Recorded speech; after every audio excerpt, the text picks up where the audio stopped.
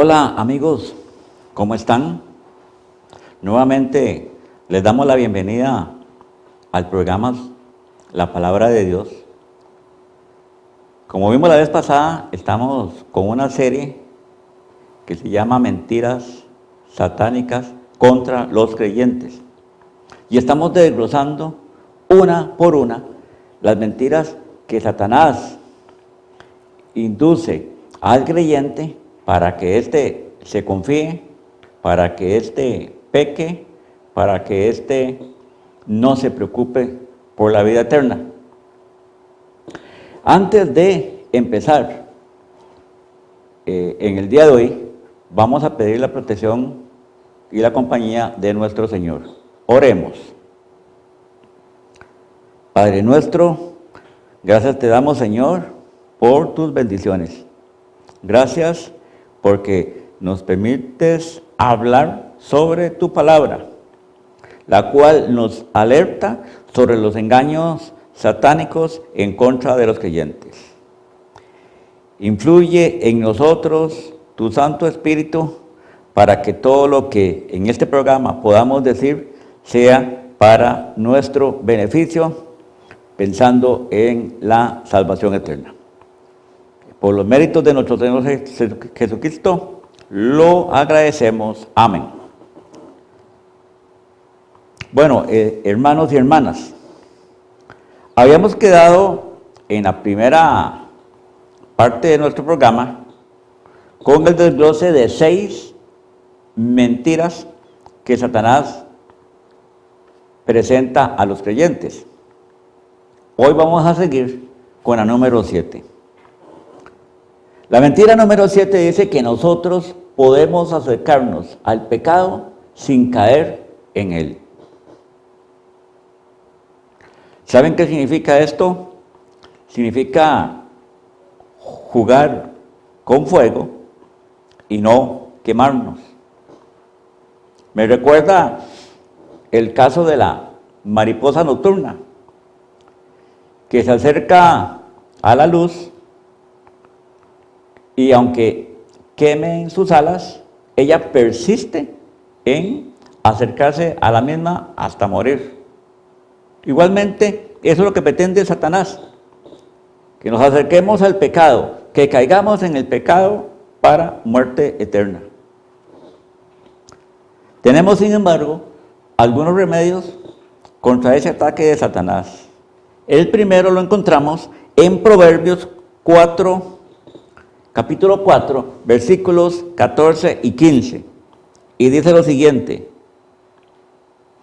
no entres por la vereda de los impíos, ni vayas por el camino de los malos. Déjala, no pases por ella, apártate de ella, pasa. La Sagrada Escritura nos dice que nos debemos de apartar del pecado, que debemos de pasar de largo. Tenemos casos sumamente aleccionadores para nuestra vida cristiana en las Sagradas Escrituras. Un caso es el de José, el hijo de Jacob, el cual, ante las insinuaciones de la esposa de Potifar, prefirió alejarse del pecado, prefirió salir huyendo. Eso se encuentra en Génesis 39:10. No lo tenemos en la pantalla, pero lo vamos a leer acá. Génesis 39:10 al 12, y nos dice: hablando ella a José cada día, y no escuchándola él para acostarse al lado de ella, para estar con ella, aconteció que entró él un día en casa para hacer su oficio, y no había nadie de la casa allí. Y ella lo asió por su ropa, diciendo: duerme conmigo. Entonces él dejó su ropa en las manos de ella, y huyó y salió. Esa es la actitud que debemos de tomar nosotros, siguiendo el ejemplo de José. Huir del pecado, no acercarnos al mismo, porque pereceríamos. El Salmo 37:5 nos dice: el Salmo 37:5, nos dice: encomienda a Jehová tu camino y confía en Él, y Él hará. Debemos de confiar en el camino que nos señala el Señor. Debemos de mantenernos siempre unidos al Señor y huyendo del pecado. Hay un caso que me llama mucho la atención y es el caso de Timoteo. Sabemos que Timoteo fue una persona que llevó una vida limpia. Y sin embargo, ¿dónde se encontraba? Se encontraba en Éfeso, que era una de las ciudades paganas más corruptas. Y él supo mantenerse limpio, puro para el Señor. Muy bien, vamos ahora con una mentira nueva de Satanás. La número 8. Dice: los que no se arrepienten gozan de una vida placentera y sin problemas. Es algo así como que nos dijera al oído: mira, esas gentes, cómo siguen pecando y están felices, prósperos, sin ningún problema. En realidad, es una vida sin problemas aparente. Y de todos modos, si seguimos en nuestros pecados, no tendremos esa bienaventuranza, esa dulce malaquías de heredar el reino de Dios.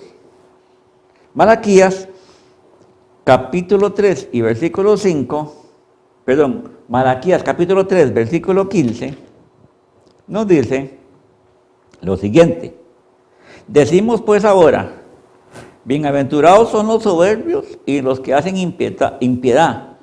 No solo son prosperados, sino que tentaron a Dios y escaparon. Como no aparece en pantalla, voy a repetirla. Decimos pues ahora, bienaventurados son los soberbios y los que hacen impiedad. No solo son prosperados, sino que tentaron a Dios y escaparon. No nos llamemos a engaño. Esa es la idea que Satanás nos quiere meter. Pero en Proverbios 8:13, Proverbios capítulo 8 y versículo 13, encontramos lo siguiente: el temor de Jehová es aborrecer el mal, la soberbia y la arrogancia, el mal camino, y la boca perversa aborrezco. La respuesta de Dios es que Él aborrece el pecado y pagará conforme a nuestras obras. De manera que expongamos algunos remedios para contrarrestar esta mentira de Satanás. Primero es que nos debemos acordar de la bondad de Dios. La bondad de Dios es tan infinita que no nos da pretexto para pecar. Si nosotros hemos entregado nuestra vida al Señor, en realidad no tenemos un pretexto para pecar. El segundo remedio es que debemos de quitar de nuestro corazón ese sentimiento de falsa seguridad que ha metido el diablo en sus mentiras y comprender que Dios nos corrige, que Dios nos reprende para que no nos perdamos. Apocalipsis 3:19, capítulo 3, versículo 19, nos dice: yo reprendo y castigo a todos los que amo. Sé pues celoso y arrepiéntete. Necesitamos en nuestra vida la corrección de Dios. Necesitamos que Dios nos discipline con el fin de no torcer el camino. Hermanos, no hay miseria más grande en este mundo que la falta de corrección de parte del Señor. que nos deje a nuestro libre albedrío, revolcándonos en el lodo de nuestros pecados, como lo menciona más de una vez la Biblia. Qué terrible, qué tristeza. El tercer remedio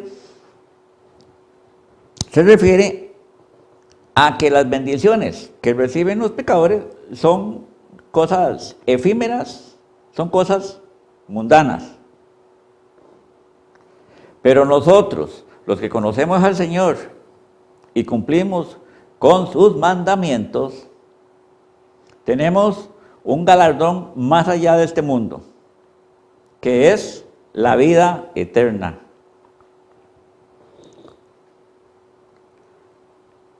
No se nos olvide que muchas veces las cosas buenas están mezcladas con las cosas malas,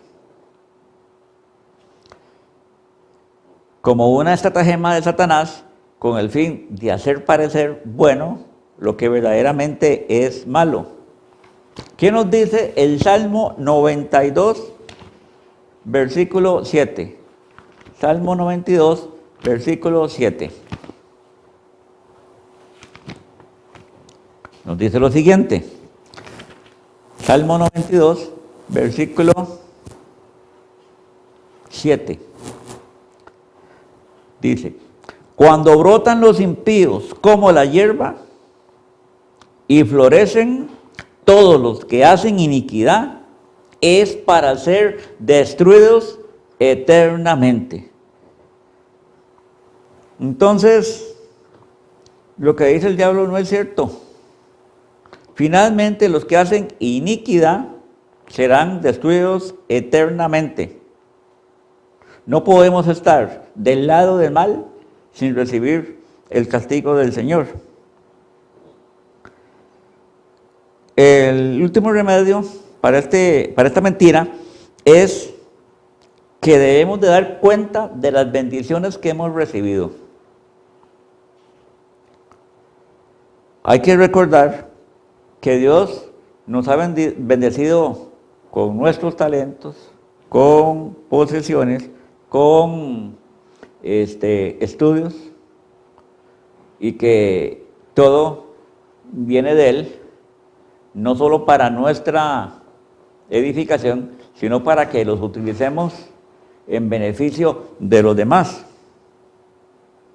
Lucas, capítulo 12, versículo 48, nos dice lo siguiente. Repito, Lucas capítulo 12 y versículo 48.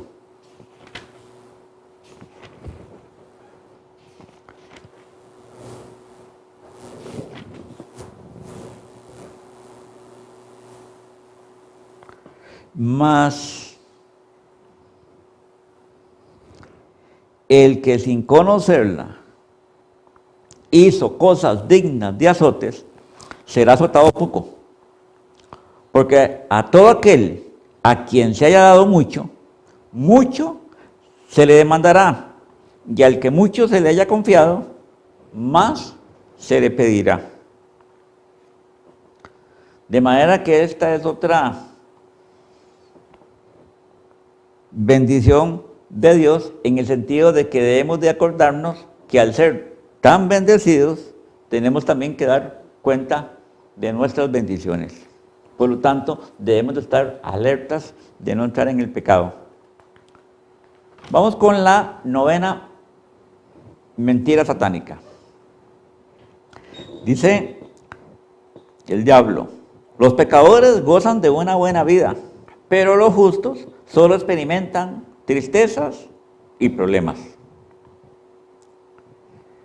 Es algo, por así decirlo, matemático, de que cuando una persona entrega su corazón al Señor y es bautizado, empieza a tener problemas, que perdió el trabajo, que sufrió un percance, que los familiares se enojaron con él por haber cambiado de religión y cosas así por el estilo.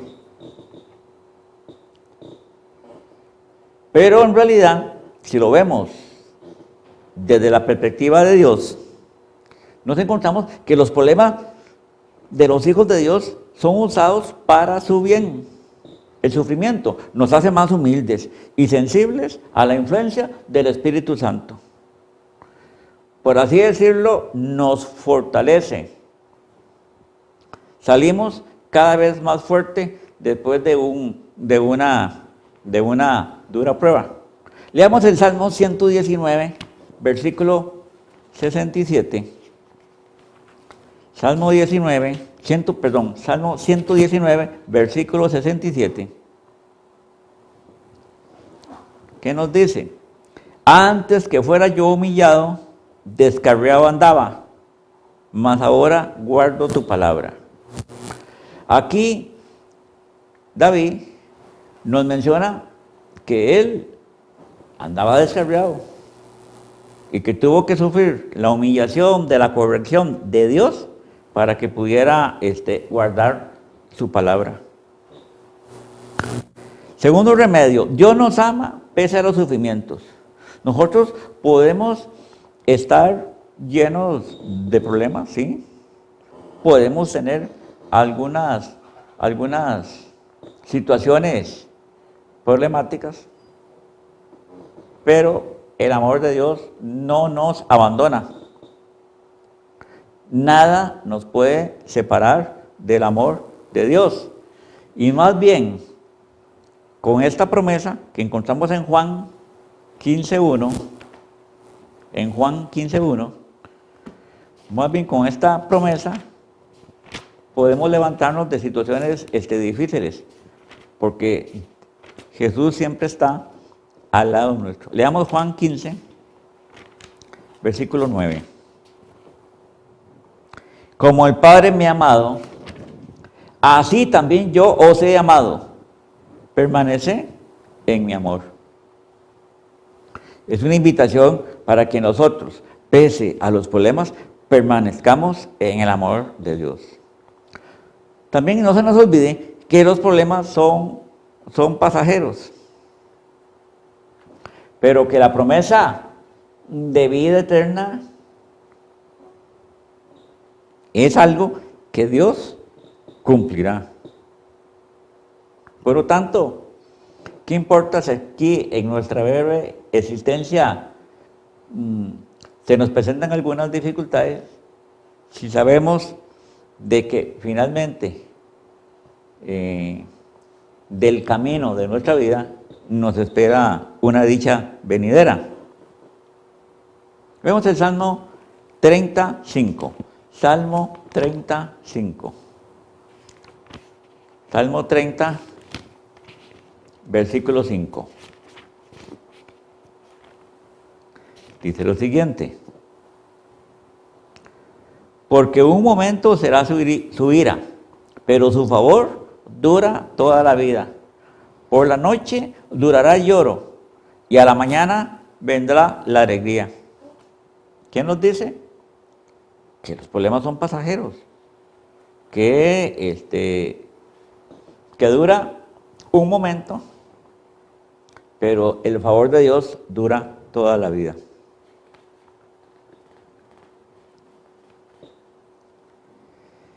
Otro asunto a favor nuestro es recordar que muchos problemas provienen del amor de Dios.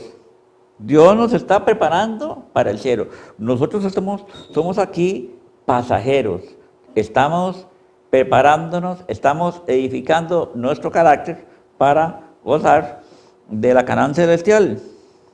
De manera que Dios, al mandarnos algunas pruebas, lo que quiere es que nosotros fortalezcamos nuestras debilidades, que nuestro carácter sea justo. No se nos olvide, queridos hermanos, que ninguna cosa impura o no santa entrará en el reino de Dios. De manera que estamos, por así decirlo, como en un entrenamiento en esta vida. Leamos a 2 de Corintios, Leamos la carta a los Corintios, la segunda carta, segunda de Corintios,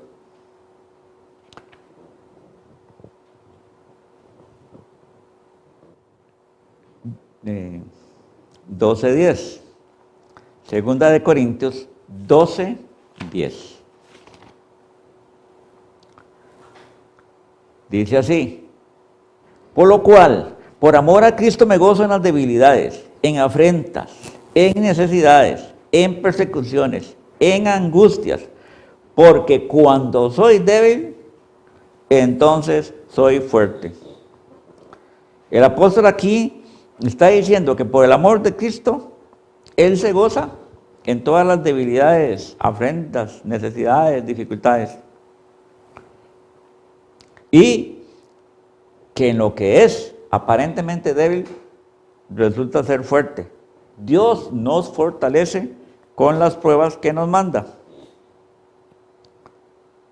Por último, sobre este mismo asunto, debemos de considerar que las aflicciones, las angustias, etcétera, se deben de medir no por el resultado momentáneo, sino por la bendición espiritual que trae cada una de esas dificultades o problemas. Volvamos al caso de José. José se mantuvo puro, limpio, porque no podía traicionar ni a su Señor terrenal, ni tampoco al Señor del cielo, y prefirió huir. ¿Cuál fue el resultado? Que fue encarcelado. La mujer lo acusó falsamente y José fue a dar a la cárcel. De acuerdo con un análisis mundano, quiere decir que él sufrió dolor, sufrió un desprestigio total al ser encarcelado. Sin embargo, venían seguidas las bendiciones espirituales. José llegó a convertirse, por esta misma situación, llegó a convertirse en el segundo hombre más importante del imperio egipcio, que en aquel entonces era la potencia mundial, y pudo ayudar a mucha gente, incluyendo a su familia, y reencontrarse con ellos. De manera que, sí, hubo un periodo de prueba, hubo un periodo de angustia, pero después hubo un gozo espiritual.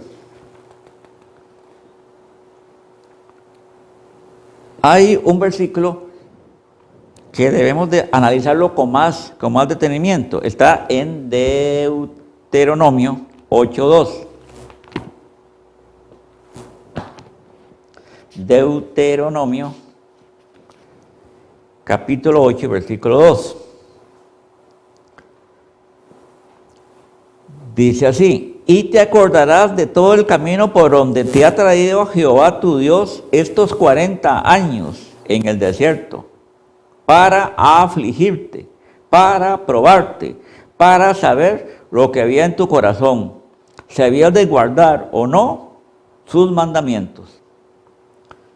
Aquí hace relación con el peregrinar del pueblo de Israel durante 40 años por el desierto, y nos dice claramente que fue una manera de prueba que hizo Dios para ver si guardaban o no guardaban sus mandamientos.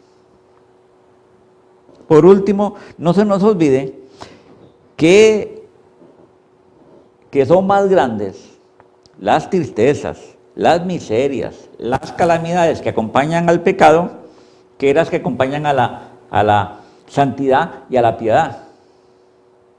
Porque mientras estemos en este mundo, no estamos exentos a las injusticias de este mundo.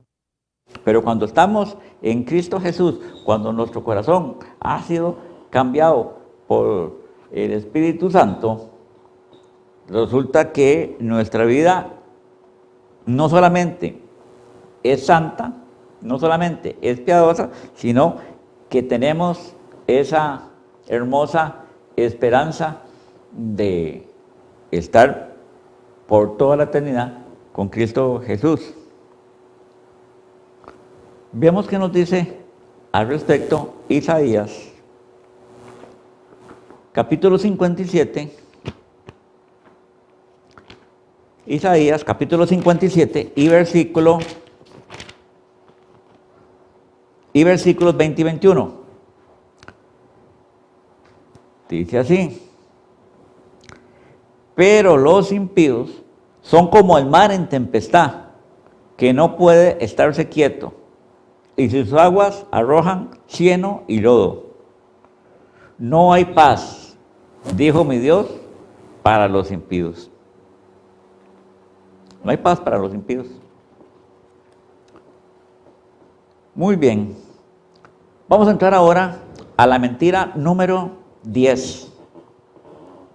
Esta es una mentira que es muy repetida. Otras personas son peores pecadoras que nosotros. Les suena conocido, ¿verdad?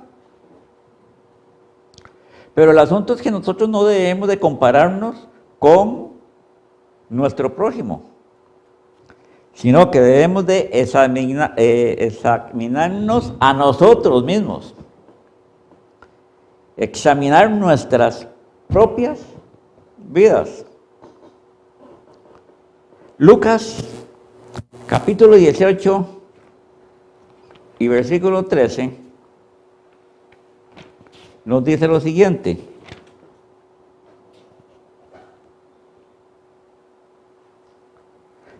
este versículo está relacionado con la oración del publicano y del fariseo.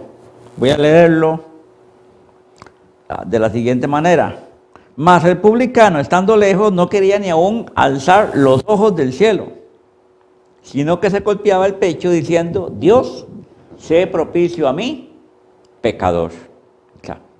Aquí el publicano se humilla y reconoce su deficiencia espiritual. ¿Cuál era la actitud del fariseo? Él cumplía con su religión.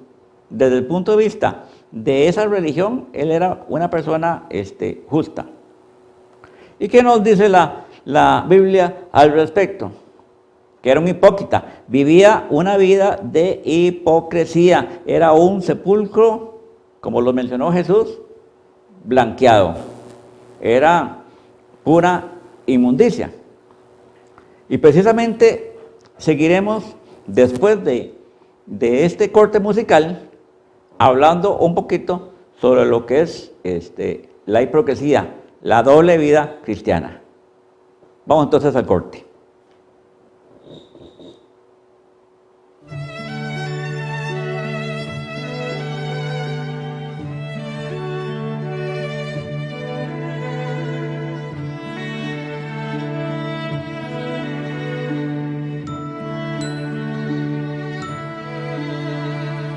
En el mar de la maldad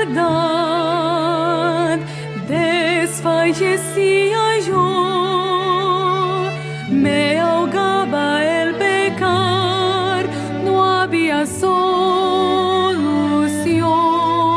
mas el Rey del cielo y mar tuvome compasión,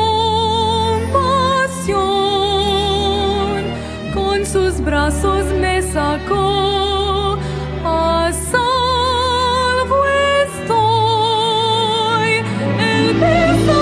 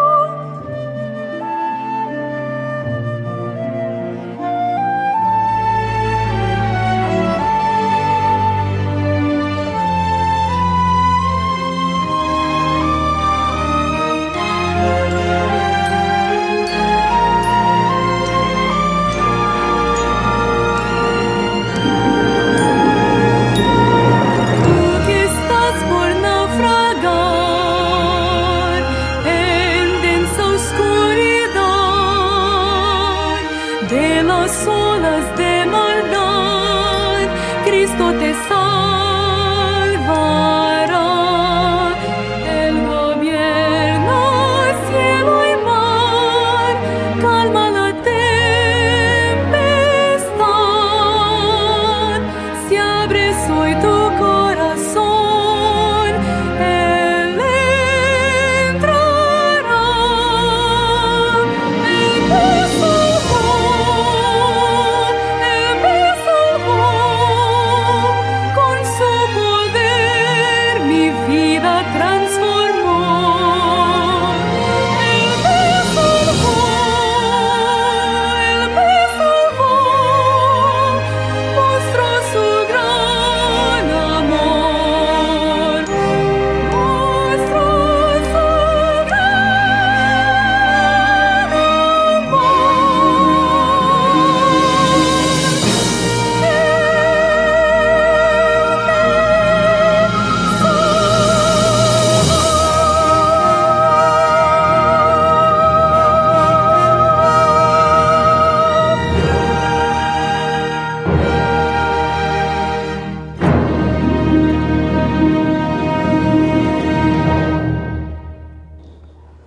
Bueno, queridos hermanos, estamos nuevamente con ustedes. Y estábamos con la 10ª mentira, cuando Satanás dice que las otras personas son peores pecadoras que nosotros. Ya hemos dicho de que el creyente debe examinar su propia vida y poníamos el caso del publicano y del fariseo. Ahí es definitivo que se nota la hipocresía del fariseo. Aparentaba ser bueno, pero su misma oración revela su soberbia, su altanería y su menosprecio a los demás. ¿Saben? Y eso va a ser motivo de una próxima conferencia, que es sobre un camino que han escogido personas que se dicen religiosas, pero que en realidad no han entregado su corazón a Cristo. Siguen un camino torcido, pero con apariencia de lealtad al Señor. Sí les digo que va a ser muy interesante. El otro remedio por el cual debemos de combatir esta mentira satánica es que nos debemos de comparar con la Biblia. La Biblia es la que nos traza la manera en que debemos de comportarnos, y además de eso, y fundamentalmente, compararnos con Cristo. Cristo es nuestro modelo. Vemos a Mateo capítulo 7 y versículos 3 y 4. ¿Y por qué miras la paja que está en el ojo de tu hermano y no echas de ver la viga que está en tu propio ojo? ¿O cómo dirás a tu hermano, déjame sacar la paja de tu ojo y aquí la viga en el ojo tuyo? Aquí mismo el Señor dice a esa clase de personas que son unos hipócritas.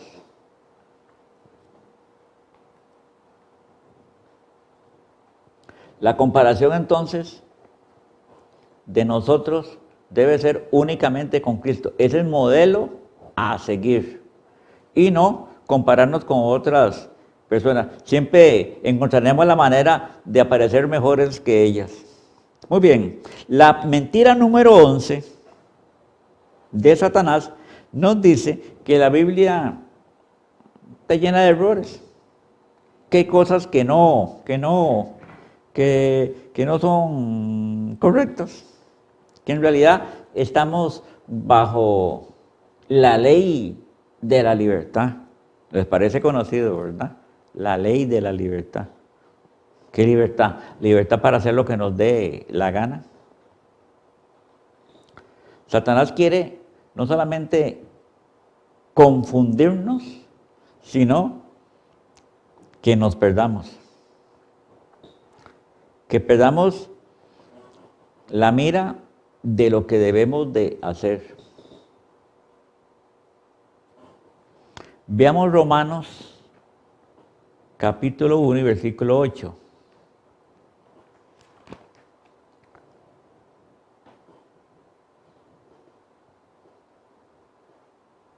Romanos capítulo 1 y perdón hermanos, versículo 18. Romanos 1, versículo 18. Y dice, porque la ira de Dios se revela desde el cielo contra toda impiedad e injusticia de los hombres que detienen con injusticia la verdad. Cuando Satanás habla de que la Biblia está llena de errores, está mintiendo y está atentando contra la verdad. Porque ¿qué es la Biblia? La verdad, la palabra de Dios. Debemos de tener siempre en nuestras vidas esa verdad, la santa palabra. Debemos de recibirla, amarla, pero sobre todo practicarla. Veamos qué nos dice Segunda de Tesalonicenses,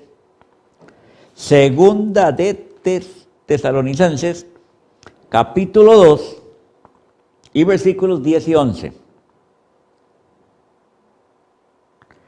Por esto Dios les envía un poder engañoso para que crean la mentira, a fin de que sean condenados todos los que no creyeron a la verdad, sino que se complacieron en la injusticia.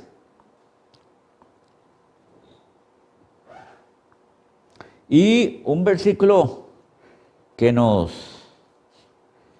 ayuda bastante en nuestra vida espiritual está en Tito, este no lo vemos en pantalla, está en Tito, capítulo 3, versículo 11, que nos dice, sabiendo que el tal se ha pervertido y peca, y está condenado por su propio juicio.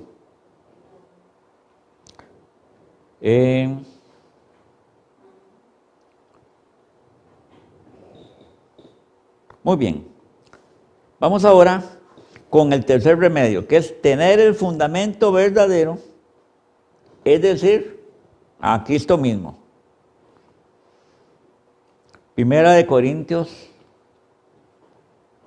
capítulo 3 y versículo 11. Primera de Corintios, capítulo 3 y versículo 11. Dice, porque nadie puede poner otro fundamento que el que está puesto, el cual es Jesucristo. ¿Qué nos dice eso? Que nuestra vida debe estar basada sobre un único fundamento, que es Cristo Jesús. Rechazar toda enseñanza que se contraponga a la verdad de la palabra de Dios es ir en contra de ese fundamento. Hay un versículo que me gusta mucho, que está en Hebreos 12:2, que dice, puesto los ojos en Cristo Jesús, nuestra mirada debe estar siempre dirigida a Él. No debemos de despegar los ojos de nuestro Señor. Muy bien, vamos ahora con la mentira número 12. Hemos ido avanzando ya bastante, hermanos. Vamos con la mentira número 12. Satanás procura que este mundo sea tan atractivo que nos olvidemos del propósito de Dios para nuestra vida. Satanás procura que este mundo esté tan lleno de atracciones que nos olvidemos de aquí estamos solamente con un destino que es nuestra vida eterna. Debemos de pensar como primer remedio que nada de lo que ofrece el mundo tiene poder para protegernos del mal. la fama, el poder, la influencia, el dinero, nada de eso nos protege contra el mal. Veamos a Marcos 8:36. Marcos 8:36. Marcos capítulo 8, versículo 36. ¿Qué nos dice lo siguiente? Porque, ¿qué aprovechará al hombre si ganare todo el mundo y perdiere su alma? Nos podríamos llevar el dinero o el poder que hemos ostentado o las propiedades que hemos acumulado. ¿Nos las podremos llevar? No, eso es pasajero, eso queda aquí. Lo único que nos llevamos es nuestro carácter, fortalecido en este mundo, apto para entrar al reino de Dios. Otra cosa que debemos de pensar es que todo lo que hay en este mundo es vacío y sin valor en sí mismo. Vemos Eclesiastés capítulo 1 y versículo 14. Eclesiastés capítulo 1 y versículo 14. Dice: miré todas las obras que se hacen debajo del sol, y aquí, todo ello es vanidad y aflicción de espíritu. No tienen ningún valor. El que edifica su vida sobre los valores de este mundo es tan insensato como el que construyó su casa sobre la arena. Nosotros debemos de construir nuestra vida sobre el fundamento único y verdadero que es Cristo Jesús.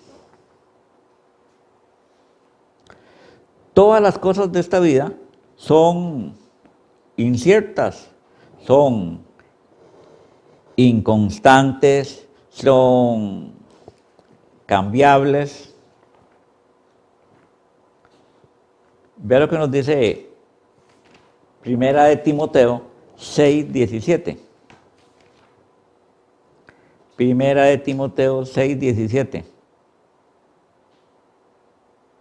Dice: a los ricos de este siglo manda que no sean altivos, ni pongan la esperanza en las riquezas, las cuales son inciertas, sino en el Dios vivo, que nos da todas las cosas en abundancia para que las disfrutemos.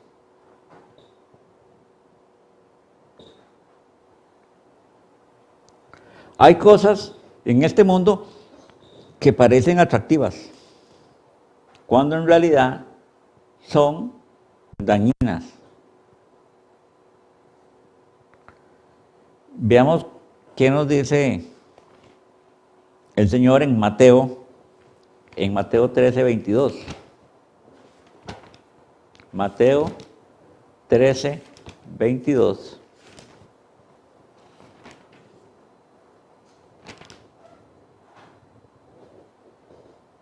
Dice: el que fue sembrado entre espinos, se está refiriendo a la verdad. Este es el que oye la palabra, pero el afán de este siglo y el engaño de las riquezas ahogan la palabra y se hace infructuosa. Recibimos la verdad, pero somos engañados en este siglo por las riquezas. Las riquezas ahogan la palabra de Dios.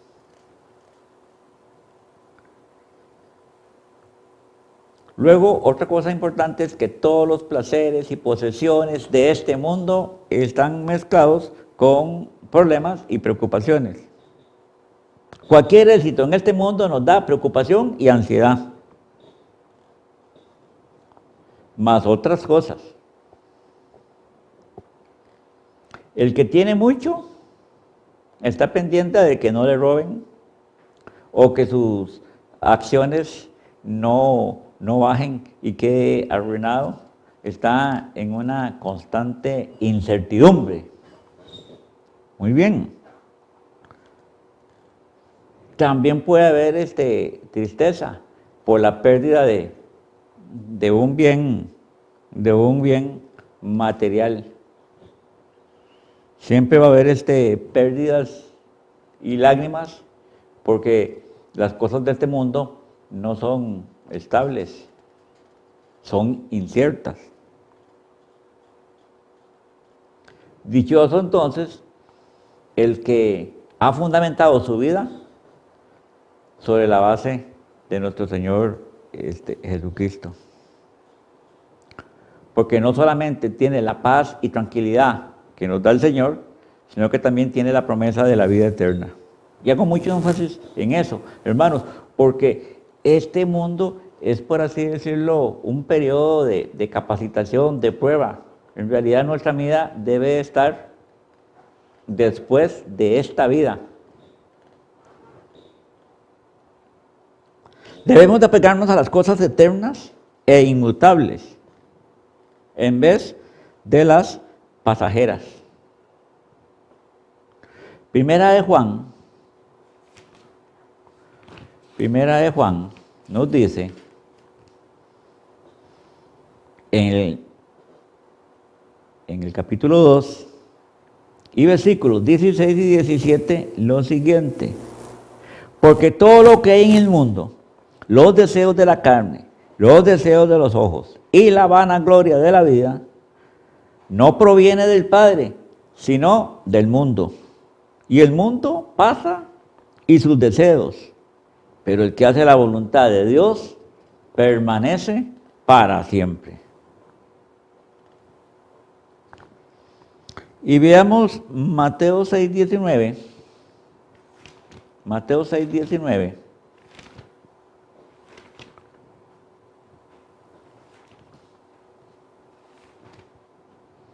Que nos dice lo siguiente: no os hagáis tesoros en la tierra, donde la polilla y el orín corrompen, y donde ladrones minan y hurtan, sino haceos tesoros en el cielo, donde ni la polilla ni el orín corrompen, y donde ladrones no minan ni hurtan. Todo lo pasajero, todo lo mundano, todo lo material se corrompe. Y además de eso, a la hora de nuestra muerte, se quedan aquí. No lo podemos llevar. La verdadera felicidad no se encuentra en el disfrute de las cosas de esta vida. La verdadera felicidad la encontramos en el conocimiento de Dios y en el servicio que nosotros le prestemos a Él. Eso es lo único que nos puede satisfacer. Filipenses, en el capítulo 4, y los versículos 8 y 9, dice lo siguiente: por lo demás, hermanos, todo lo que es verdadero, todo lo que es honesto, todo lo justo, todo lo puro, todo lo amable, todo lo que es de buen nombre, si hay virtud alguna, si algo digno de alabanza, en esto pensad. Lo que aprendisteis y recibisteis y oísteis y visteis en mí, esto haced, y el Dios de paz estará con vosotros.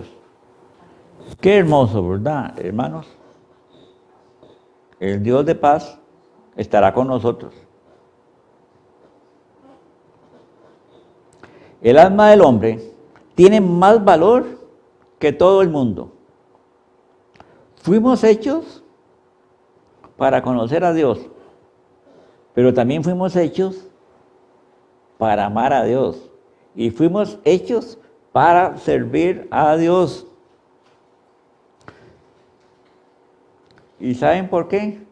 Porque somos muy valiosos para Dios. Jesús dio su vida por nuestros pecados. Jesús, el creador del universo, el primogénito de la creación, que es invaluable, no tuvo ningún reparo en ofrecer su vida por cada uno de nosotros. ¿Qué quiere decir eso? Que para Dios nosotros valemos mucho. No es no se puede poner una cifra, no es no se puede decir cuánto valemos.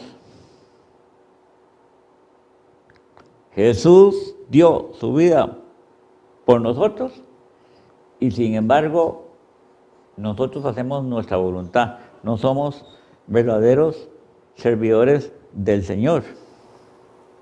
Hebreos capítulo 2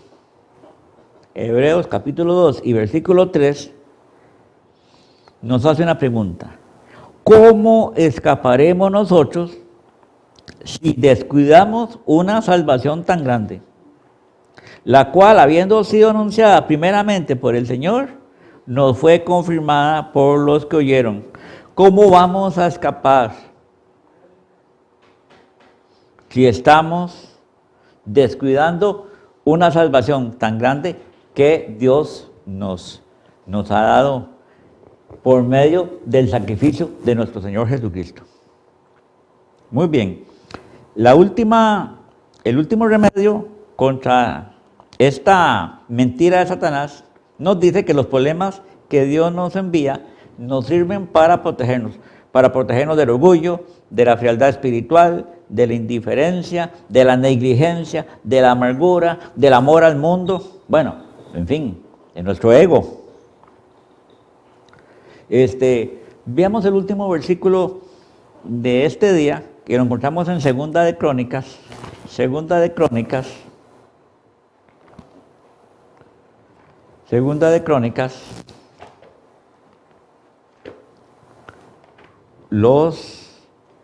el capítulo 32, Segunda de Crónicas, el capítulo 32 y el versículo 31. Se está refiriendo a Ezequías. Ezequías era un rey que había hecho una reforma dentro del pueblo de Judá, pero no se conocía bien. En su interior albergaba el orgullo, la soberbia. Y en el capítulo 32 y versículo 31 nos dice: más en lo referente a los mensajeros de los príncipes de Babilonia que enviaron a él para saber del prodigio que había acontecido en el país, Dios lo dejó para probarle, para hacer conocer todo lo que estaba en su corazón. Ezequías enseñó con toda pompa y orgullo los tesoros que había en el templo a los enviados de Babilonia, y eso aligeró la invasión del rey de Babilonia y la siguiente deportación del pueblo judío a Babilonia. ¿Qué lo vendió? La soberbia de su corazón. Entonces, los problemas que nos vienen a nosotros es para librarnos de todas esas asperezas que tenemos en nuestro corazón. Muy bien, hoy finalizamos en esta parte y los invitamos muy cordialmente para que nos sigan sintonizando y no se pierdan el próximo capítulo de esta serie. Hasta luego.